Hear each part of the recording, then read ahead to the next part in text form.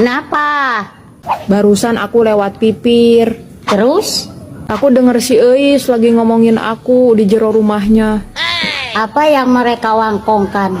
Ya membicarakan kegorengan aku yang gemar nginjeman duit. Tapi kan itu kenyataan. Iya, tapi kan si Eis babaturan aku. Masa teman ngomongin kegorengan temannya sendiri?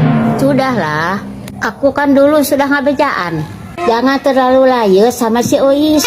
Iya, aku juga sekarang merasa hanjakal. Marimar, pinjem duit dong. Baru saja diomongin, sudah dipilampah. Ayo dong, mau beli token listrik. KWH di rumah sudah ngenyut.